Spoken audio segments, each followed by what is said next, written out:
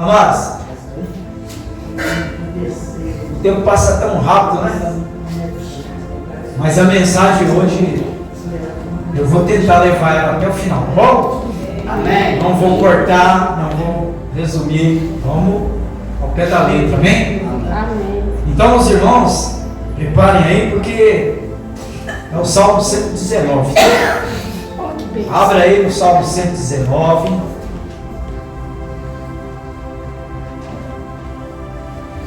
Aleluia. Aleluia. Eu tentei ir para outro texto, amém? Aleluia. Para tentar aqui ilustrar, transmitir para os irmãos aqui a mensagem que o Espírito Santo colocou aqui no nosso coração. Mas não teve outro, eu só encontrei base aqui nesse Salmo 119. Amém? Não deu para fugir, tá bom? Amém. Amém? Tentei ir lá para Gênesis, tentei ir lá, mas não teve jeito, é 119. Amém? Amém. E ele é um salmo, né? O pessoal fala um salmo longo, não, ele é um salmo completo.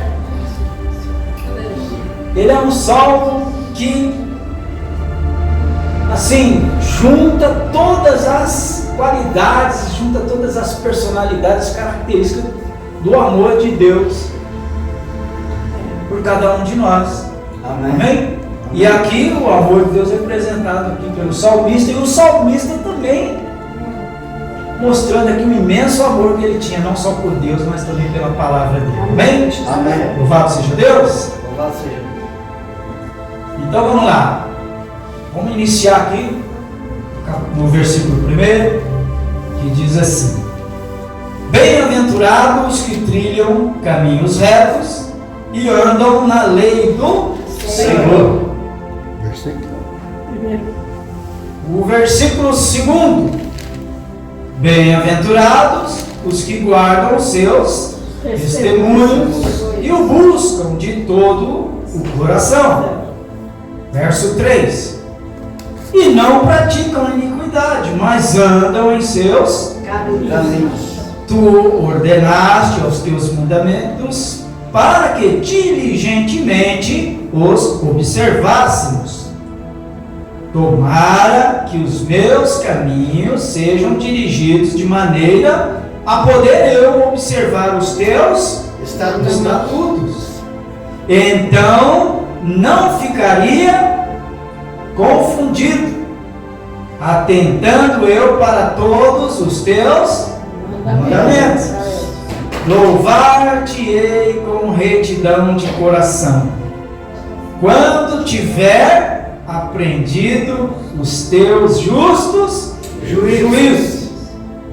Observarei os teus estatutos, não me desampares totalmente. Amém? Amém. Até aí, amém? Amém. Deu um susto em vocês, não foi? Não. Glória a Deus. Amém? Amém, Jesus. Já pensou, irmãos, a gente ir até lá o finalzinho? Hã? Benção. Hã? Seria uma bênção, né? Mas vamos lá, irmãos. Bem-aventurados que trilham caminhos retos. Irmãos, esse salmo, ele é grandioso, não só na sua liturgia aqui, na sua gramática, na sua, né, edição aqui, 176 versículos, né? Mas ele é grandioso por quê? Porque ele expressa o amor à palavra de Deus pelo salmista, pelo escritor. Amém? Amém.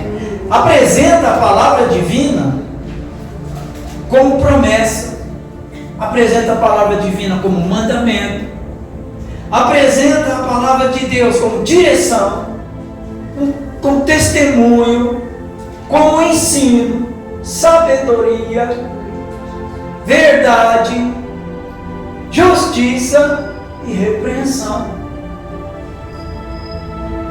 Vamos enumerar?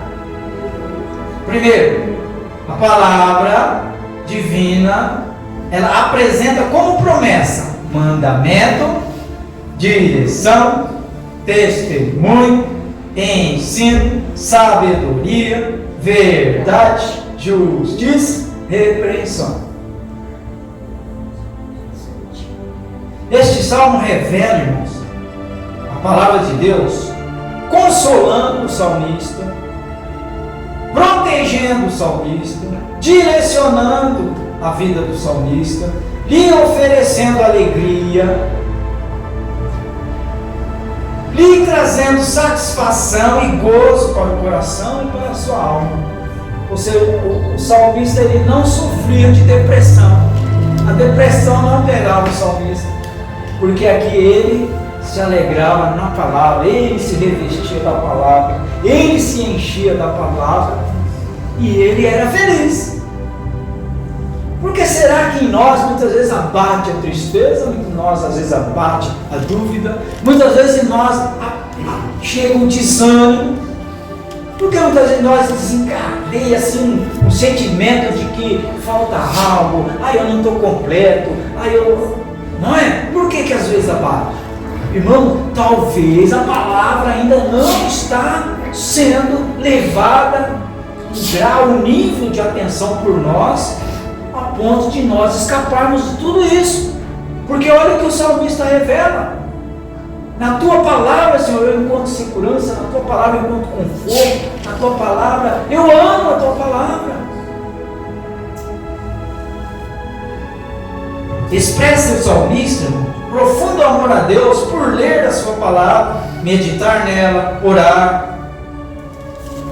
Nos ensina que só crescemos na graça e em retidão à medida que o nosso amor crescer por ela.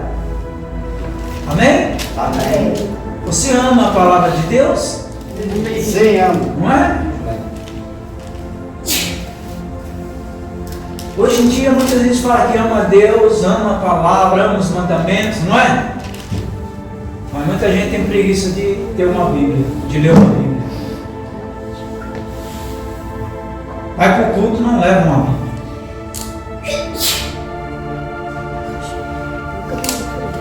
Eu não entendo que amor é esse, que sentimento em relação à palavra de Deus é essa. Amém?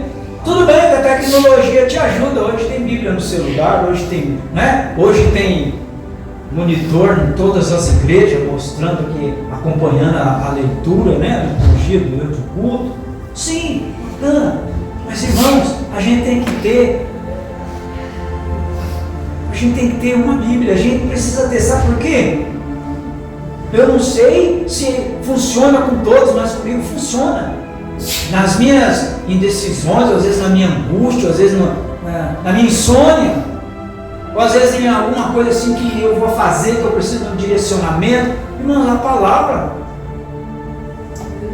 Eu busco aqui 5, 10, 15, meia hora de leitura e Deus me reveste de entendimento, sabedoria para aquilo que eu vou fazer. Ou se não posso fazer, se não devo fazer. Amém? Não vou dizer para você que ouço aqui a palavra de Deus nos meus ouvidos. Amém? Mas eu sinto. Amém? Presença. Amém? A unção de Deus muitas vezes ela não se move através de algo, de um fato, de um evento, não. Às vezes a unção de Deus ela vem sobre nós como um sentimento de paz, de alegria, ou às vezes de um incômodo, como se Deus falasse assim: não faça isso, não vá ali, amém? Venha por aqui, porque olha como começa o salmo: bem-aventurados que trilham os caminhos retos e andam na lei do Senhor. Muitos querem andar na lei do Senhor, muitos querem ser crentes, querem participar de uma igreja, ter cargo na igreja, ser membro da igreja, mas às vezes ele não trilha o caminho ao qual Deus gostaria que ele trilhasse. Às vezes tropeça, às vezes se distancia, às vezes perde a direção. O versículo 2 diz: bem-aventurados que guardam os seus testemunhos e o buscam de todo o coração. Guardam os seus testemunhos. E quais são os testemunhos de Deus? amor, graça, bondade, misericórdia, né? O unigênito entregue na cruz, por mim e por você. A comunhão, a relação dos nossos patriarcas, nossos antepassados. Deus zeloso, cuidadoso, mesmo que tudo esteja contrário, mesmo que tudo esteja desabando, quando confiamos, quando temos amor por Deus, quando temos a vontade, o desejo de caminhar pelos estatutos dele, pelos mandamentos dele, mesmo que porventura venhamos a pensar em cometer um erro, Deus nos ajuda, Deus nos socorre, Deus nos adverte, porque Ele nos ama, Ele não nos quer ver derrotados, Ele não nos quer ver perdidos. Se nós observarmos lá em Gênesis capítulo 26, o Isaac, amém? O Isaac já está adulto, a Sara já foi, já partiu, não tem o colo da mamãe mais. E o Isaac, ele desenvolveu família, tem rebanhos, tem gado, e abate sobre as terras de Gerar, aonde ele estava habitando, peregrinando, a grande seca. O mesmo período, uma grande seca que Abraão passou também. E o Isaac, ele sentiu o desejo no coração, a saída dele, para não perder o rebanho, para não perder tudo, da grande seca, grande estiagem, ele decidiu ir para o Egito. Porque lá no Egito, o Nilo estava cheio.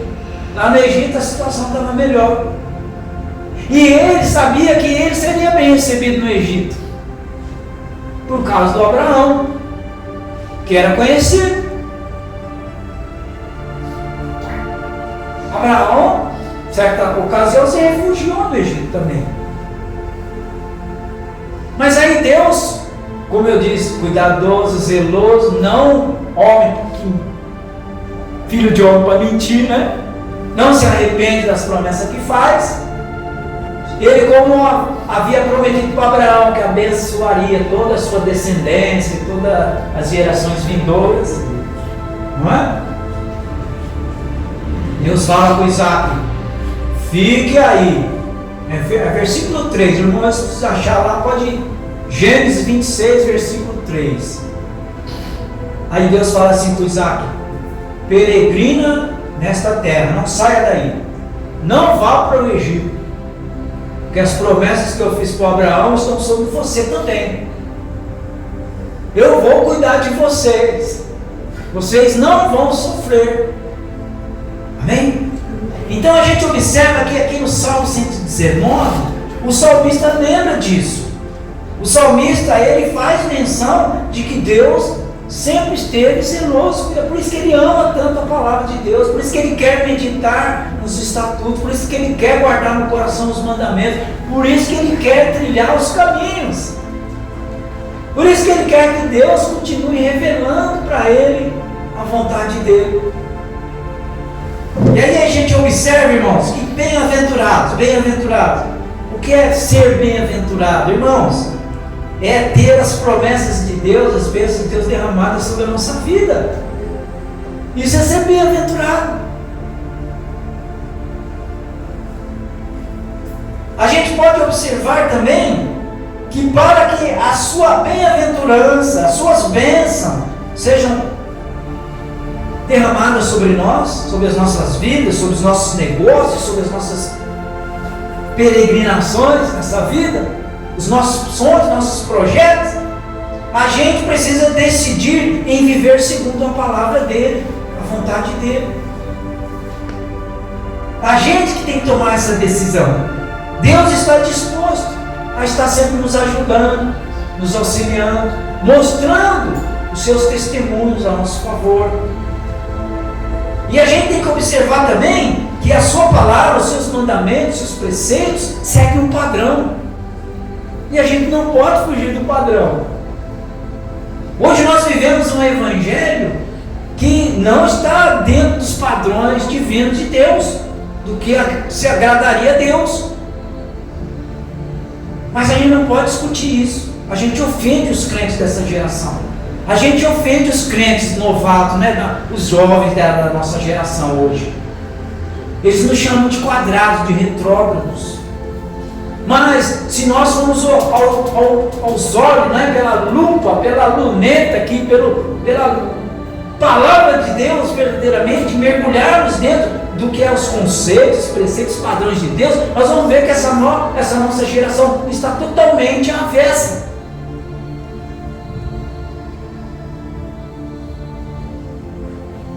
Aí a gente observa também, irmãos, que em Efésios 3,16, Paulo escreve lá dizendo assim, segundo as riquezas da sua glória, vos conceda que sejais corroborados com poder pelo Espírito, no homem interior. Amém? Corroborados pelo Espírito. O Espírito pode olhar o texto bem maiúsculo, não é? Então não é o Espírito do entendimento ou da sabedoria humana, não, é o Espírito de Deus, dos conceitos, preceitos, padrões divinos, espirituais de Deus, corroborados, mais do que ajudados, né? Conformados num ajuste perfeito, né? Tocado profundamente, intimamente, para que nos sentimos seguros, ajudados, e esta é a vontade de Deus, que nós, através da nossa vontade, nosso desejo de seguir os seus mandamentos, de prestar atenção na sua palavra, nos seus conceitos, nós sintamos isso, estamos sendo ajudados, estamos sendo carregados pelo próprio Deus. Amém? O salmista, no Salmo 23, o que ele escreve? O que ele diz? Diga. Salmo 23, o que o salmista fala? O Senhor é meu pastor e nada. Olha a confiança dele. O Senhor é o meu pastor. Ele está declarando: nada me faltará. O que mais? Deitar-me faz viver de paz. Guia-me mansamente às águas tranquilas. Refrigera minha alma pela vereda da justiça, por amor do seu nome. O nome dele. Amém? Então a gente vê que isso completa na vida do salmista, irmãos, um motivo, um testemunho maravilhoso para que ele realmente acredite, para que ele guarde a sua fé, a sua esperança, ame a palavra de Deus, viva pela palavra de Deus, se esforce em obedecer os mandamentos, não é? Preste atenção nos padrões divinos para a nossa vida, porque às vezes, irmãos, a gente pensa assim: eu vou participar da vigília, vai ter o pastor chamou todo mundo lá para uma consagração, não é?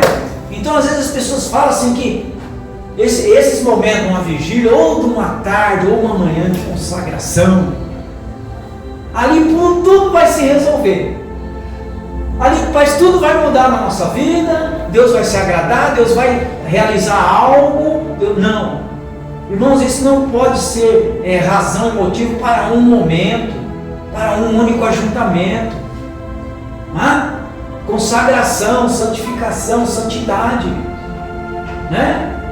É o caminho para nós evitarmos o que ele diz lá, no verso 3, e não praticam iniquidade. Quando é que a gente deixa de praticar iniquidade? O que é iniquidade? É o resultado dos erros. Porque às vezes a gente erra uma vez, mas a iniquidade continua. A gente pede perdão para Deus, mas a iniquidade persiste. Ou seja, a gente fica vivendo dos efeitos do pecado. Amém? Por exemplo, vou dar um exemplo bem tosco aqui, seus irmãos, né? O crente diz que é crente, ama a Deus, acredita em Deus, confia em Deus e tal, mas ele tem a mania de jogar no lixo, né? Ele sonha em acertar aquela milhar inteira, né? Que segundo o pessoal fala, que é o que ele dá mais prêmio, o prêmio maior, E ele insiste em jogar, confia em Deus, mas ele joga no bicho buscando humilhar para ganhar aquele dinheiro, né? Ele está pecando? Está pecando. Amém? Muitos não entendem isso. Não, imagina, acho que isso não é pecado. Está pecando. Está deixando de confiar em Deus e confiando na sorte humana, né? Não é? Aí ele acerta, ele ganha. Amém?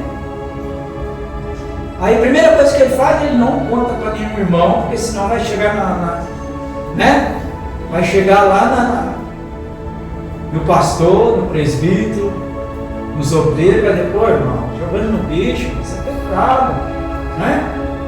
Mas aí ele vai fazer o uso do dinheiro, né? Se sente feliz até, vai comprar uma calça, uma camisa, vai fazer uma compra, vai, né? Dependendo do dinheiro lá, né? Vai adquirir algum bem, ele está vivendo na iniquidade, o resultado do erro, amém? Outro bem tosco, né? O cara é casado, aí larga da mulher, arruma outro, não é? Ah, porque isso, porque quer, sempre a mulher que é errada, não é? Pelo menos as conversas que eu sempre ouvia, sempre a mulher tinha algum motivo que atrapalhava o relacionamento, não era o homem, né? Mas vamos lá. Aí ele se arrepende, pede perdão para Deus, não sei o que e tal, mas ele não volta para a mulher, não volta para casa, não volta para a família. Mas ele continua, ele está vivendo na iniquidade. Resultado do primeiro pecado. Por que Deus relacionou toda a humanidade como pecador? Quem foi o primeiro que pecou? Não foi o Adão? O Adão passou a iniquidade para nós. Amém? Deus não matou o Adão, não matou a Eva, mas castigou eles, tirou eles do Éden, não é? Falou, por causa de vocês, da sua desobediência, a terra é maldita. O que é isso? Entrou a iniquidade. Entrou o resultado do erro, do pecado. Amém? E aí o salmista aqui, ele diz, olha Senhor, no versículo 4, Tu ordenaste os teus mandamentos, para que diligentemente os observássemos. Amém? Olha, Deus ordenou os mandamentos, né? Ou seja, preparou, deu, entregou os mandamentos. Bastava o homem observar e seguir. Deus não disse, os mandamentos estão aqui, todo mundo tem que seguir. Falou? Ele disse? Ele entregou as tábuas da lei para Moisés, falou, faz agora com o meu povo aí, todo mundo tem que obedecer isso aqui. Ele falou para Moisés, vai e anuncia, apresenta a lei ao povo, para que o povo se direcione, para que o povo aprenda a se dirigir, o povo aprenda a se conduzir, para que o povo aprenda, né, a engrandecer o meu nome, a crer em mim. Tomara que os meus caminhos sejam dirigidos de maneira a poder eu observar os teus estatutos. O salmista aqui está sendo sincero. Tomara que os meus caminhos. Amém? Quantas vezes nós pensamos dessa maneira, dessa forma? Alguma vez paramos para pensar? Mas, Senhor, tomara que eu esteja fazendo tudo certinho.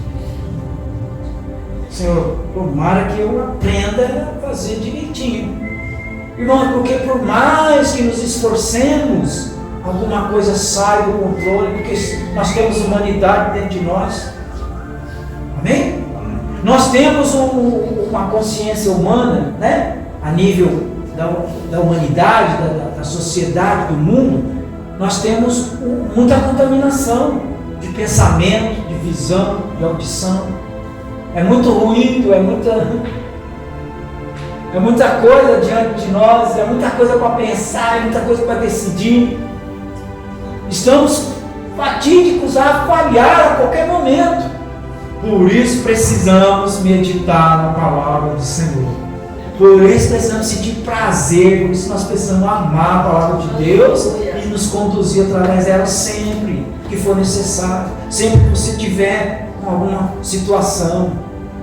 Amém? Não deixar de crer.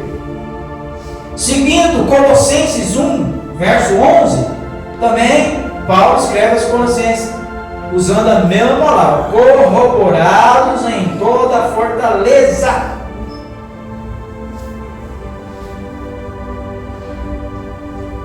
Quais são as nossas fortalezas? Nós podemos pensar que as nossas fortalezas a nível humano, o nosso convívio secular, ela parte do princípio do nosso caráter, da nossa dignidade, do nosso comportamento. Isso vai nos dar um equilíbrio, uma fortaleza. Amém? Ou resistência, proteção, segurança. Fortaleza significa isso. Por que Jericó era considerada uma fortaleza? Porque todos pensavam que para dentro do muro lá estavam todos seguros. Todos estavam seguros, nada os afligiria, nada os acometeria, nada. Nenhum inimigo invadiria lá. E muitas vezes nós achamos que vivemos de qualquer maneira, seguindo qualquer caminho, ouvindo qualquer barulho, qualquer palavra, seguindo qualquer luz que ofusque mais, a gente esteja seguro.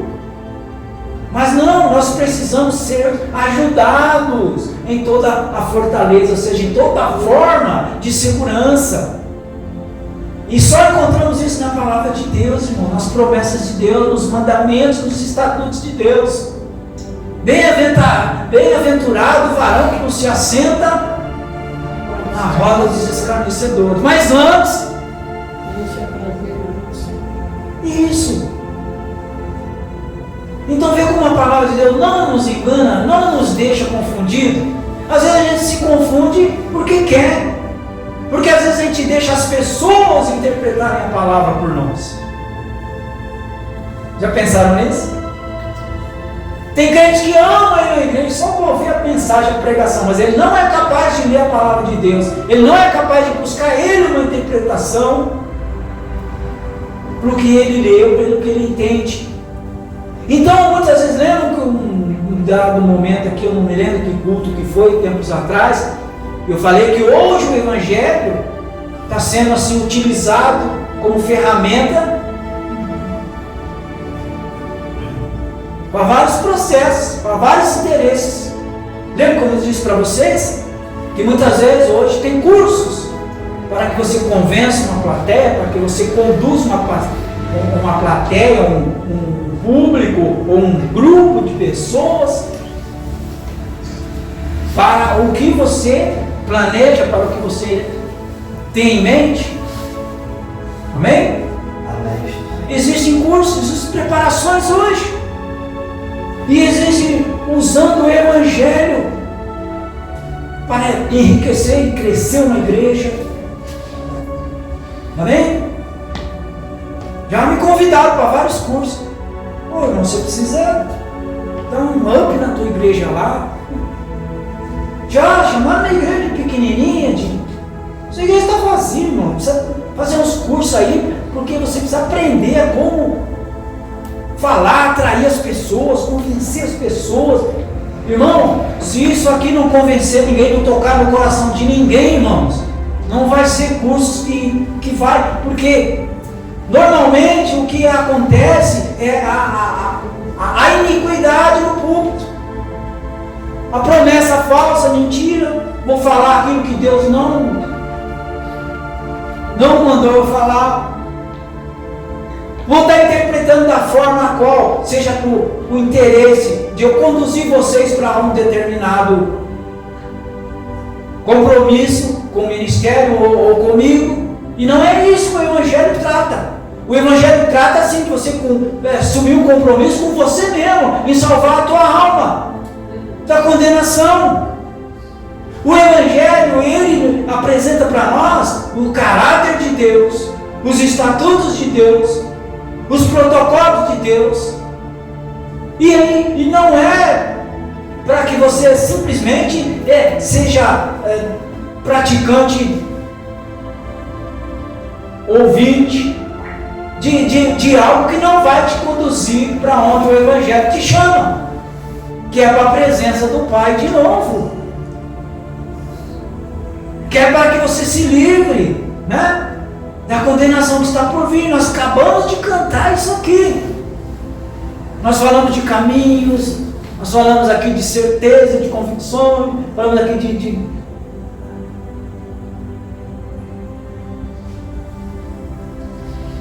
Então a gente precisa botar o nosso coração numa balança. Nós precisamos colocar o nosso coração no consultório de Deus. Senhor, examina o meu coração. Senhor, me prepara, Senhor meu Deus, para que eu enfrente as dificuldades, que é seguir o seu caminho, porque há dificuldades. Senão Jesus não diria que o caminho é estreito. Senão Jesus não diria que a porta apertada é. Então a gente precisa compreender que o salmista aqui, ele usou 176 versículos neste salmo, reforçando aqui diversas vezes amor a Deus, amor à palavra, amor aos princípios, aos estatutos, obediência. Amém? E que você sempre será protegido, guardado, seguro, ajudado, quando estabelecer esse conceito na sua vida, no seu coração. O destaque deste salmo, irmão, é o prazer que o salmista tem na palavra de Deus e seu devotado amor por ela. É o que ele mais destaca aqui. E o seu coração? Se alegra à medida que você lê a palavra de Deus?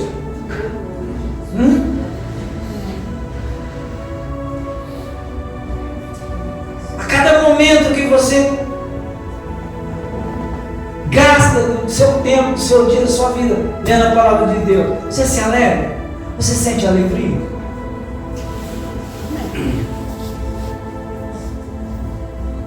Versículo 27 do Salmo 119, olha aí para vocês verem. 27: faz-me entender o caminho dos teus preceitos, assim falarei das tuas maravilhas. Amém?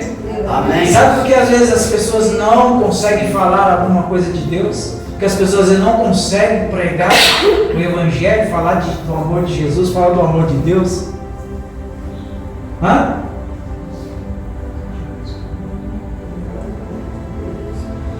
Porque não entendeu o caminho ainda. Amém?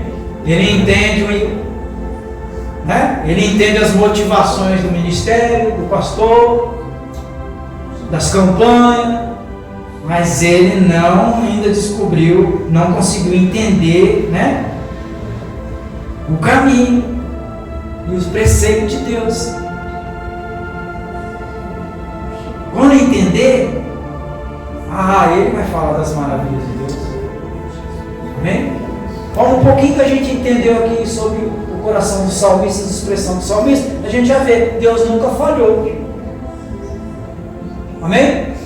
Nós voltamos lá no Gênesis, a vida do Isaac, a gente vê, olha, Deus não falhou com Isaac. Deus não vai falhar conosco.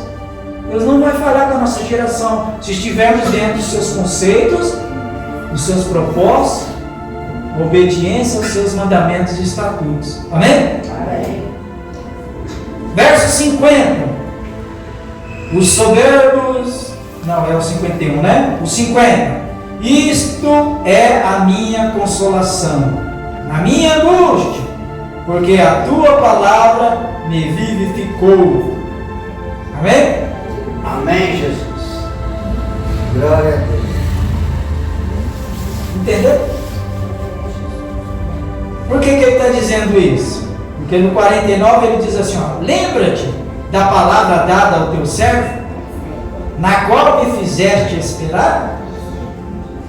Isto é a minha consolação, na minha angústia, porque a tua palavra me vivificou. Amém? Amém. Às vezes a palavra de Deus, ela não tem que ser trazida, lançada para vocês com promessa de enriquecimento, de bênção, de que tudo vai dar certo. Primeiro, a palavra tem que trazer vida. Tem que fazer você se sentir verdadeiramente algo importante para Deus, vivo para Deus. Mortos para o mundo, vivos para Cristo, vivo para Deus. Amém? Como Paulo dizia, não vivo mais eu, mas sim Cristo vive em mim. Então tem que ter uma conotação diferente na nossa vida. Minha consolação nas angústias, pois a tua palavra me vivificou. Olha o que diz João 14, 15, 17. Se o irmão Wilson puder pôr para nós aí, para nós não errar nenhuma vírgula. João 14, do 15 ao 17. Nós já vamos encerrar, tá, irmãos? Guarda aí a mensagem, guarda a palavra aí com a bênção para no finalzinho. Amém? Amém. Olha lá. Semeia mais, Jesus falando, lembra? Guardai os meus Mandamentos. e eu rogarei ao Pai, e Ele vos dará corroborados. Lembra da palavra? Para que Ele fique convosco para Sempre. Ele não vai vir só na angústia, só no momento, não, Ele é para sempre. Amém? Se a gente ama Jesus, a gente guarda a palavra, guarda os mandamentos. E Ele vai dizer, Pai, ó, esses são os que me amam, Pai, esses são os que me seguem, Pai, Senhor, o Espírito Santo já está do lado dele. E Ele vai vir, e vai te acompanhar, vai te ajudar sempre. Não vai ser só naquele momento da tristeza, do problema, da dificuldade, da doença, não. Vai ser sempre. Por isso que o salmista vivia cheio de alegria. Porque o Espírito Santo invadiu o coração dele. O Espírito da verdade que o mundo não pode receber. Amém? Amém. Esse Consolador não é para o mundo, é para vocês que são crentes, para vocês que aceitaram Jesus Cristo, para vocês que confiam em Deus, que acreditam na palavra. Amém? Amém. Porque não vê, nem conhece. O mundo não vê, não conhece. O mundo não quer conhecer. O mundo não quer andar nem nos caminhos. Mas vós o conheceis, porque habita convosco e estará em vós. Lembra quando eu falei para vocês? Pega, diz, Senhor, fala comigo. Fala. Você sente. Amém? As coisas mudam aqui dentro. As coisas mudam aqui dentro na cachola. Versículo 17 está lá então. Porque habita convosco e estará em vós. Amém? Estava no salmista aqui quando ele escreveu 119, irmãos. Amém? Por isso que ele escreveu tanto. Aleluia? Aleluia. 1 de João, capítulo 2, versículo 27.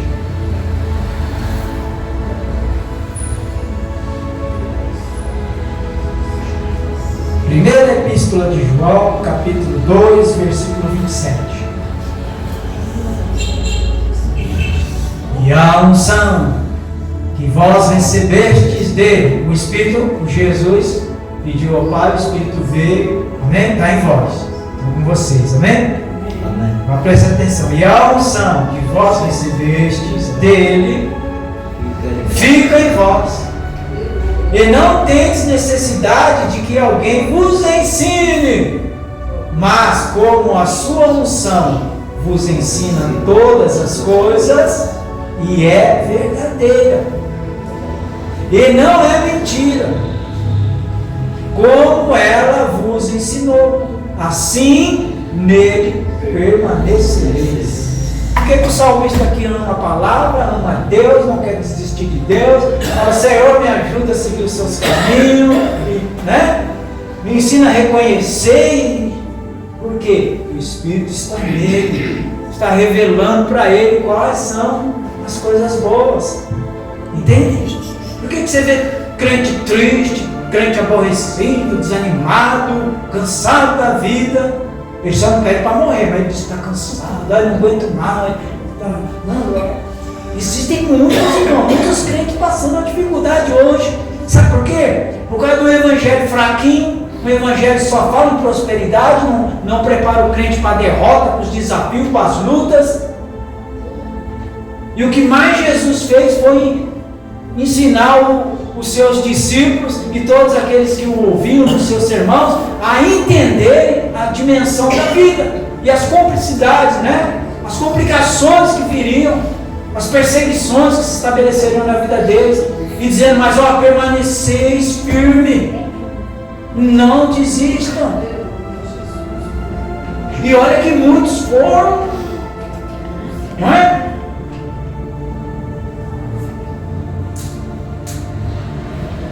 João foi jogado dentro de uma bacia de pastel, irmão. Queriam fritar o João. João negou. O que é que o João tinha dentro dele? O Espírito. Amém? Tinha fortaleza. Estava sendo corroborado pelo Espírito e venceu. Sadraque, Mesaque e Abednego foram jogados aonde? Na fornalha. Queriam fazer o churrasquinho dos três. O que aconteceu? Foram corroborados. O próprio anjo do céu, do Senhor, estava lá com eles. Olha que maravilha, olha os testemunhos de Deus. Esses são os testemunhos de Deus. Agora a gente precisa entender, para a gente fechar essa mensagem e para vocês se encherem da graça de Deus, vocês vão entender duas coisas só. Preceitos. Quando a Bíblia fala dos preceitos de Deus, o que são os preceitos de Deus? As promessas as quais não pode negar. Amém? É um preceito de Deus nos abençoar. E isso ele não volta atrás. Amém? Amém. E essas promessas, as quais ele não vai nos negar, acompanham também as instruções, através dos seus mandamentos, através dos seus estatutos. E nós precisamos darmos ouvidos, porque existem detalhes muito especiais que nós não podemos passar por cima. Mandamentos.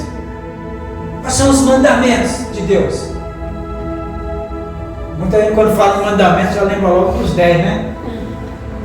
Não matarás, não roubarás, não furtarás. Aquele jovem rico sabia de tudo isso. Né? Lembra? Aquele encontro, o jovem chegou, Jesus, o que eu, mestre, o que eu tenho que fazer para ganhar a vida eterna? Ou o reino dos céus, né? Aí Jesus falou assim, conhece os mandamentos? Sim, conheço. Sim, então só falta uma coisa, né? Venda a tua verdade, te reparta aos pobres, depois me siga, terás um lugar no reino. A Bíblia diz que ele saiu triste, cabeça baixa, né? Doeu no coração dele, porque apego.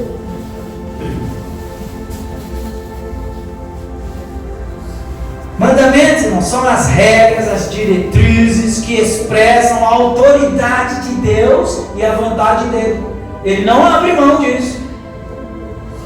Então não adianta a gente querer barganhar, não adianta a gente querer, não adianta a gente fazer como na Idade Média lá, na época das Inquisições, das fogueiras, não é? Cobravam lá um dinheiro lá. Indulgência, isso. Não. Regras e diretrizes que expressam a autoridade e a vontade de Deus para o povo seleta, um povo especial, o povo que Ele quer salvar. E cabe a nós, qual é a nossa parte nisso? É só a obediência, irmãos. Não é? O provérbio diz: melhor obedecer do que sacrificar. Porque muitas vezes sacrificamos com tristeza, com angústia, com penar, com pesar. E às vezes a gente, quando obedece, a gente fica livre, a gente fica leve, a gente fica seguro nas nossas decisões, porque eu agi com obediência, não transgredi, não neguei a palavra. Amém? O salmista também escreve assim aqui, não sei onde está aqui, mas está bem aqui para frente, 119: escondi tua palavra para não. É isso. Amém? Escondam essa palavra no coração de vocês, e isso vai te ajudar a não pecar contra o Senhor. Amém? Deus abençoe a vocês.